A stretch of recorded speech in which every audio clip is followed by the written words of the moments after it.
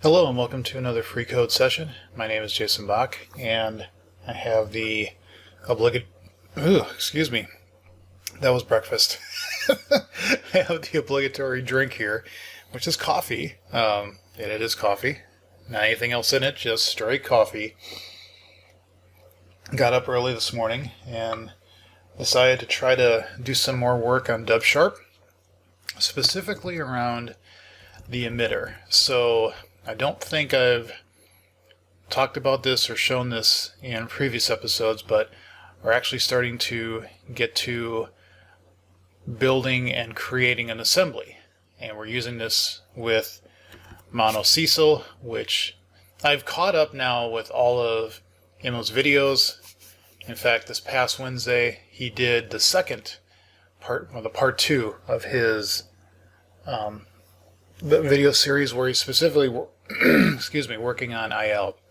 So it's actually episode 18. But yeah, I've caught, it's actually part 2, it's episode 19, and then he changes the title like halfway through because somebody was yelling at him going, "Dude, you didn't change the title of the video, what's your problem?" So in any event, I'm not sure how this will go. I want to do 2 episodes, but this may become a rapid fall into nowhere. In part because what I found out is, and I don't want to play the video over on my right while I'm doing the recording, is trying to follow him as he was coding in real time to update things that I wanted to do in my code was really, really hard. Watching, I think what I'm going to do from now on is just, if I can watch it on Wednesday when he does it, which for me is 10 in the morning, and just kind of keep mental notes in my head, and then go in and make any changes that I think I need to do in my code. As it was just too hard to try to keep up.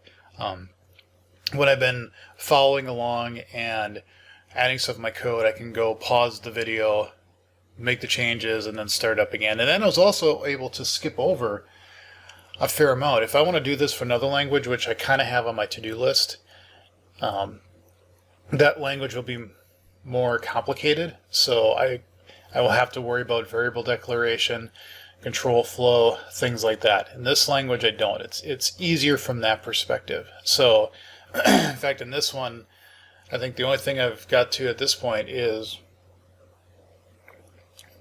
emit literals and emit function calls.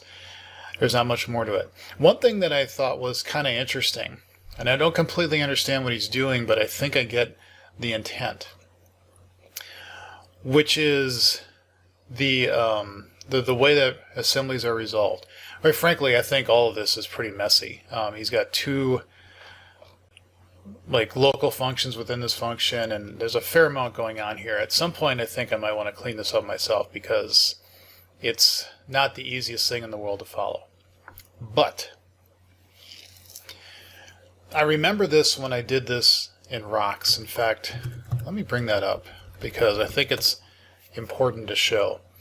Zdenek Core is not fun in terms of referencing assemblies at compile time or runtime or design time. It gets confusing to me. I still don't quite understand all of it. But let's see if I can find this. It'll be difficult because I don't exactly remember where it is. And is it even in this? I'm pretty sure it is. I just don't remember where.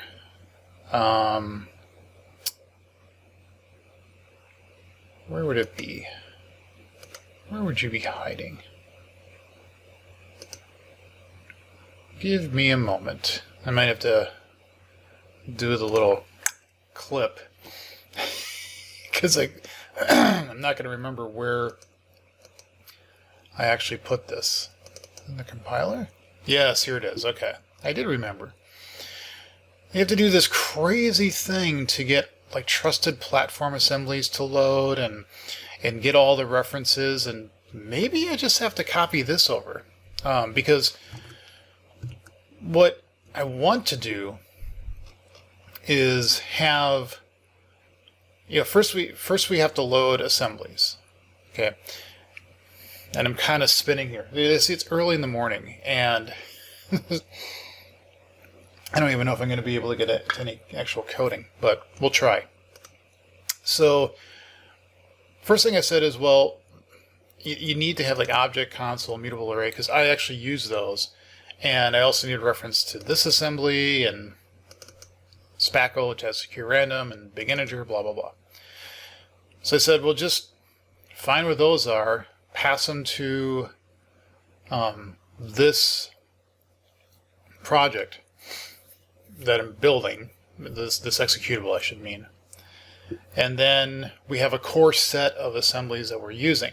But, oh no, I think it gets a lot more complicated than that because of what this does to try to find all the assemblies. Now, keeps going back to the wrong thing. One trick that he did, which I have to admit I don't quite understand either what he did. Oh yeah, I have to be in the folder view because otherwise I can't find it.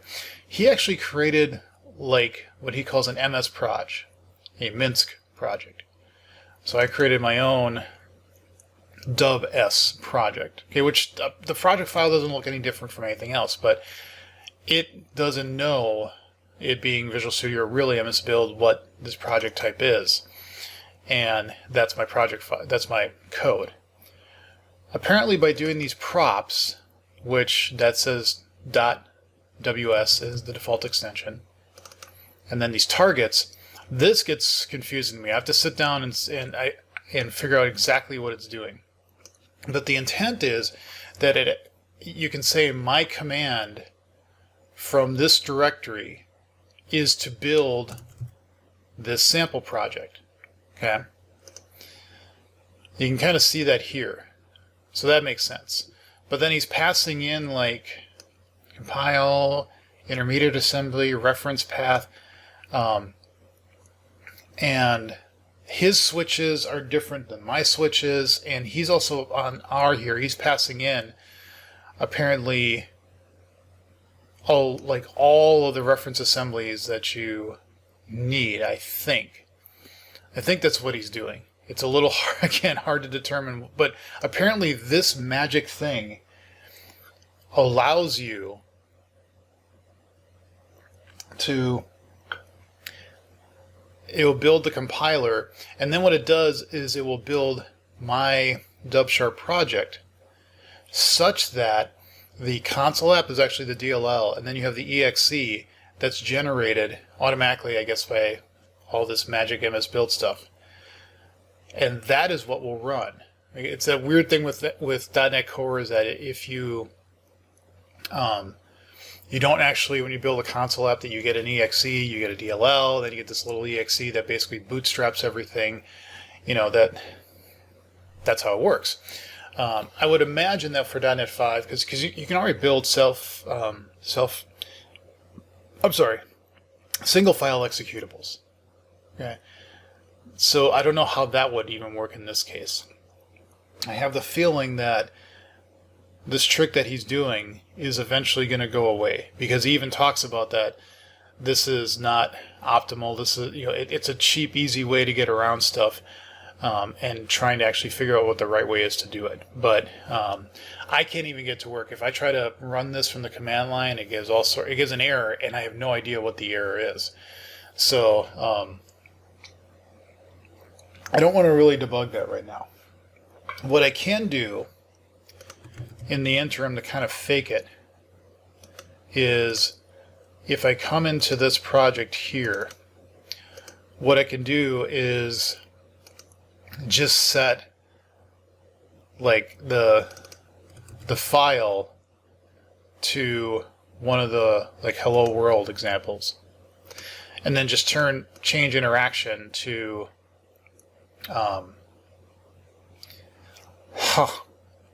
to compile, and then it will automatically fall into this, and then I can actually do the emit code here. Okay, and I believe Yeah, because compilation calls emit, emit actually calls emitter.emit, and yeah, that changed. It's a bound line statement. And that's true because what comes out of bound compilation unit is a bind statement, but that will be, if I remember right, a compilation unit syntax, it starts with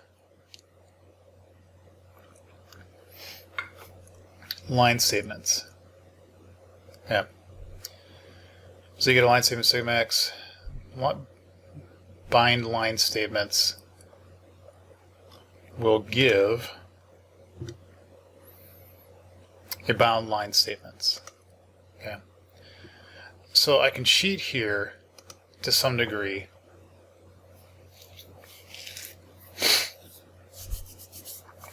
You know what, I should probably, let's try this.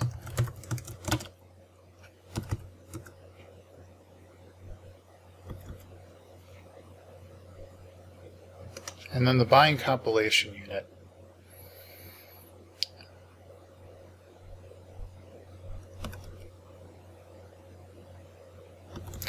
Yeah.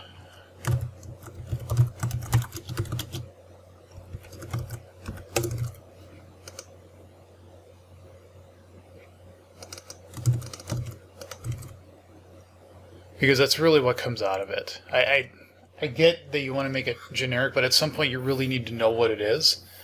And this is being more explicit to say this is the root thing you start with. Okay. Property type bound. Yeah. Yeah. Yeah. Ah, crap. Well, hold on. Let's come back here. Let's just make that a bound statement. Okay. And then when we come into the binder, nope. Actually, we take that all off because we don't need that. Could have just undid. There we go. All right, but here we're going to just say as bound line statement. And if that doesn't work, then too bad. Oh, you can't. Possible no statement. Why?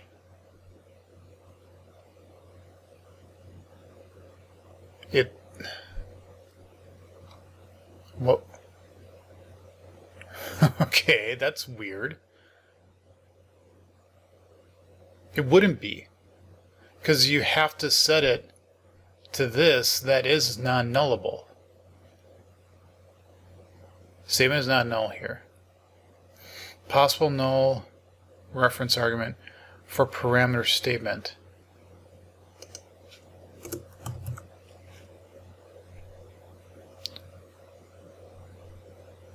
Oh yeah. That's a question. That's explicit. I keep forgetting that. That's a thing I have to get in my head here. And I did that in episodes a long time ago with rocks, is that if you say as something, even if you know it's supposed to be that, because that could possibly be null. If you do this explicit cast, then it's saying yes, it's essentially putting an exclamation point on it. I know it should be this. And if it isn't, bad things, invalid cast exception or whatever is going to happen. Okay, I get it. I get it.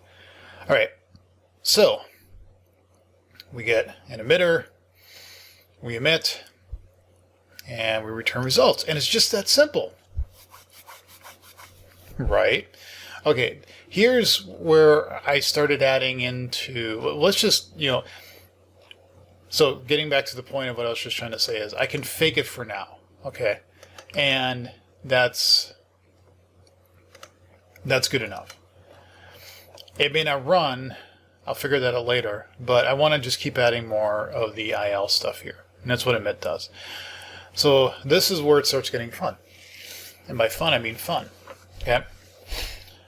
So what I need to do is essentially each line needs to be a method. And that method is going to take actions and return a void. Because what I really want to do here is we're going to have a reference to the runtime. And if you remember with the engine, because when I start up the main method, I'm going to create an instance of this, if you can see my comments here, create a new execution engine, call execute. Well, to do that, we have to pass in an immutable array of lines, a new random, a writer, and a reader, which will just be the console out, console in type of things. Okay? But I already have all the logic here to run a whenever program. So why build all this? That's why I split this out, because then I can just reference this and let it figure out how to actually run a program. The only thing I need to do is create lines. And a line is simply, I'm going back to a line here, is a big identifier. That's the line number. The count, which is going to be 1 when you start. All lines start with 1. And an action that takes a reference to this.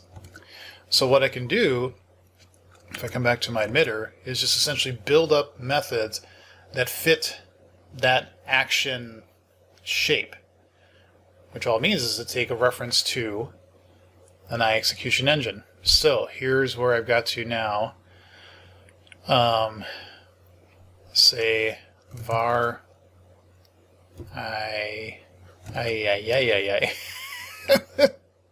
what did I just say? That.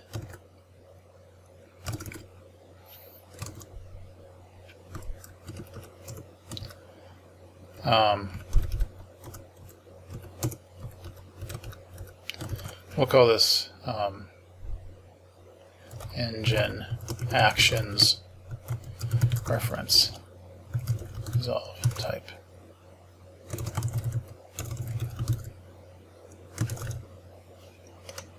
You can't, because it's above. That shouldn't matter.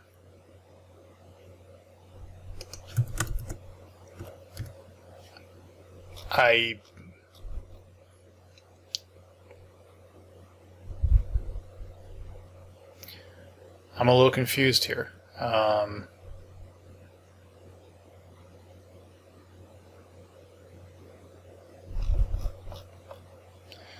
What I want to do is basically string, because this isn't mapping to a whenever name.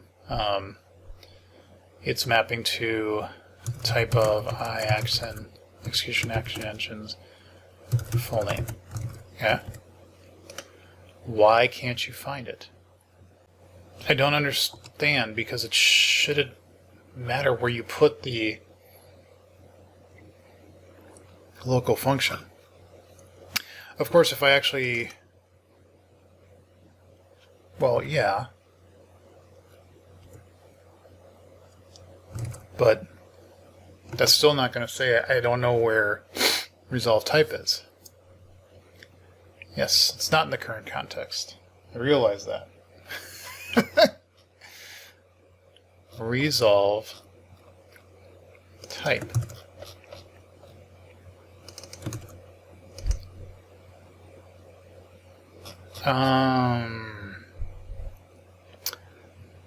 Well, crap.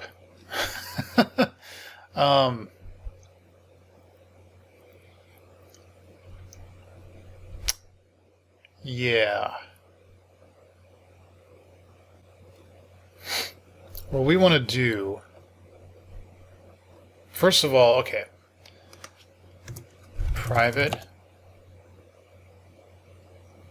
read-only hash set of assembly definition assemblies equals new that. Okay, so now we're just going to say this dot because the point is I want to pull this resolve types out because that's just becoming a little bit too annoying. Okay, so we do that. We built in our types. known types. So now we're going to pull that out.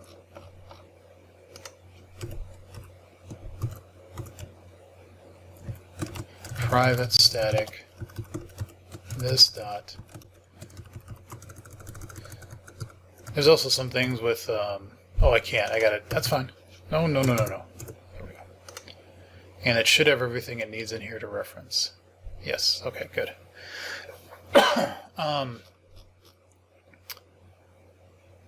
And we say this dot. And now let's pull that up.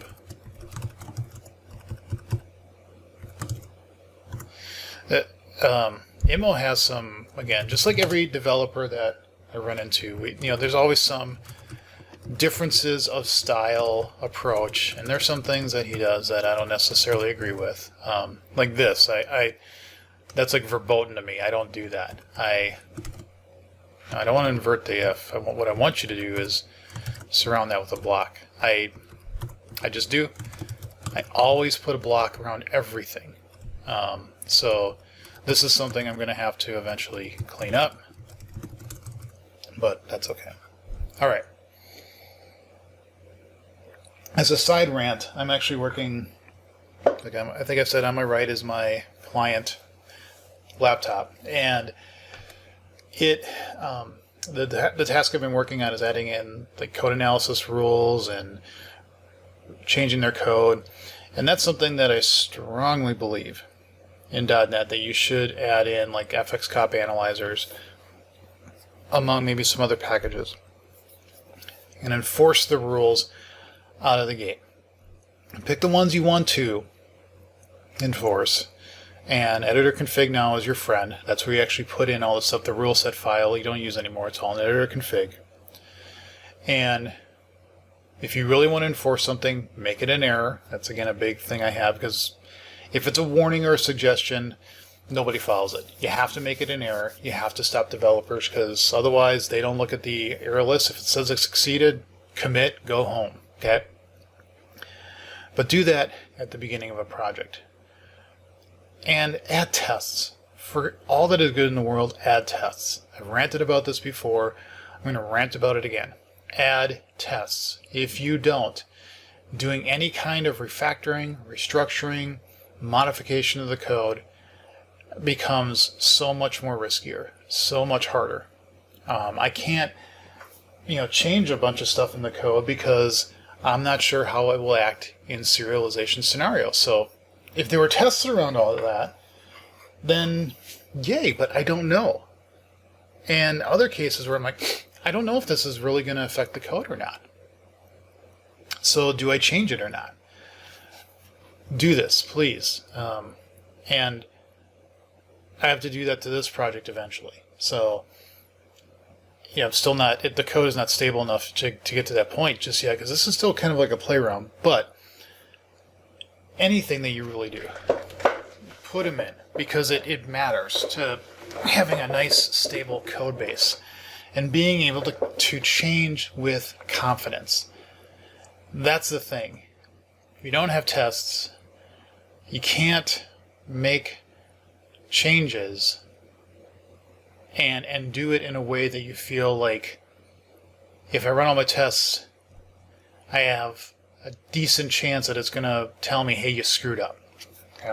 So, rant off. Let's go back to this and figure out, what do I need to do to get it back to compiling? I think I'm there.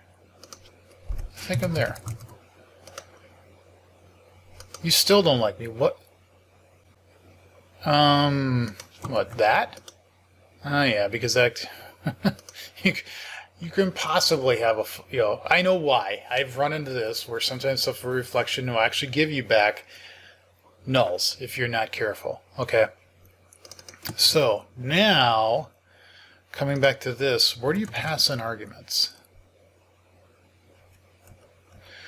Line method parameters dot add new parameter definition with that. And we don't need to name it. I mean, we could.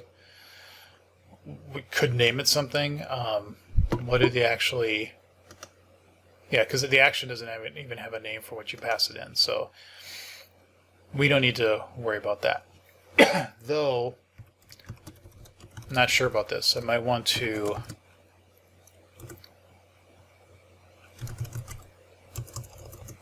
my method parameter. I'm not sure if I'll need to keep that. So we got that in there now. Okay. And we're adding a map because reasons. I forgot why. But we needed a map, so I made a map. Oh yeah, because I need to say for each line number, what is the actual method definition, because that's what you need to call. So that's why. Though, is it a map? Do we need a dictionary, or do we just need a list? A list of tuples that determine... yeah, I think that's actually better. A list of line number and then line method. I don't even need to name them, do I? I don't think so. There. So then we just pass in that. Okay. Because then I think I can rip through them. I think. Maybe I'm not quite sure here what I'm doing. Then yes, we have to generate the body. Then we need to add the methods. Okay. So what this will do right now is it should just create a exe, which is confusing to me because this actually creates an executable, but then if you run it through that magic special project, it actually makes it a DLL and an exe, whatever. Okay. I'm still not actually building the right... This is only going to add methods now that are not called and they don't have any bodies or they don't do anything. Probably what I should do to be correct here is say var il processor equal to line method body get il processor. Okay, and then we'll do that just so that it has a return. It's funny because while I was watching, yeah, you're gonna line il processor. When I was watching Immo do his latest stream, he needed to keep the body around for a particular method, and he didn't notice that from a method or from the processor you can get back to the body. So if I'm here, I can say body and then method. It keeps references back to where it came from, and he was trying to keep that tracked and typed in the chat, hey, did you notice that you can do this? And then he reads it and he's like, oh, you can actually do that. I mean, I do these videos, I don't stream them because I don't do them at a set time. I do them whenever I feel like. And so I could do that on Twitch, and I could, people just do that. Like Jonathan Blow, people just stream whenever, and maybe I'll do that at some point. Maybe I'll change it so that I actually do streaming. But I do like to edit them a little bit, and yeah, I don't know. Maybe at some point I'll just go with actually streaming these videos. We'll see. But I like having a little bit more control to edit these and do them whenever I want and all that other stuff. So let's see. I'm almost at time. So what would happen if I come back to our program here and change it so that we say interaction is equal to compile. Come on. And file is equal to new file info of hello world.ws. Because again, it doesn't really matter what this does. Okay? So, what should happen now if we run this?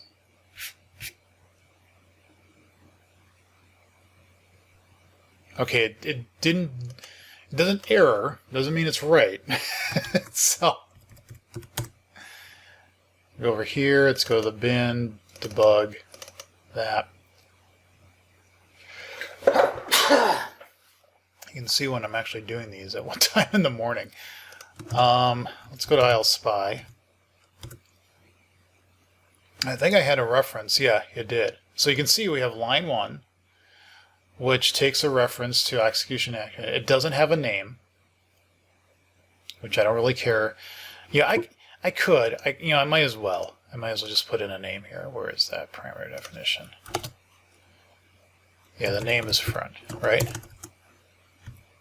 So I can give, oh, there's only 2 here.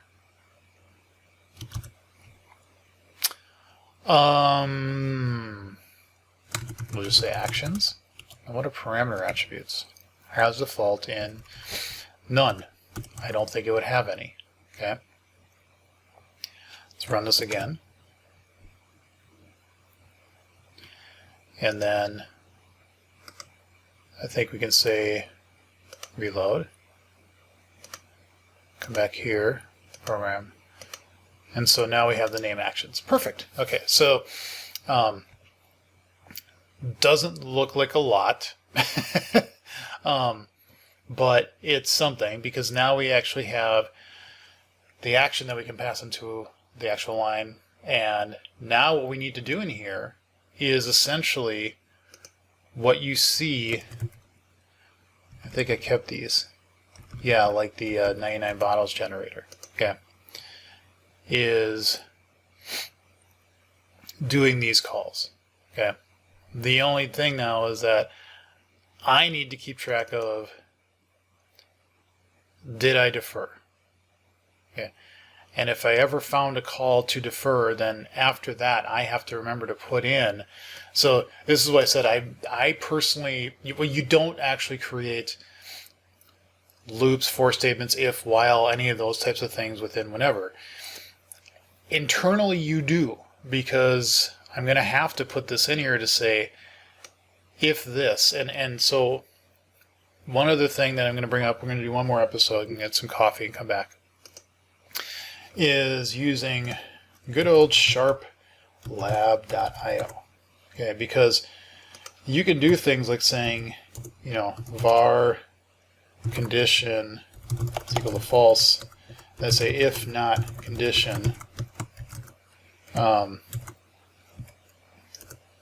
No, I don't want to see C#. I want to see IL. Thank you. Okay. Is there an IL with C#? Nope. Nope. Can't do that. So what I'm going to have to do here is say if condition, then int return 42, else return 22. Yeah. And so then you can see in here, you declare Boolean. I know you can't see this. I can see this. Is we have a, let's do a release build. Yeah, that makes it much cleaner. Yeah, you load a, oh, it's too clever.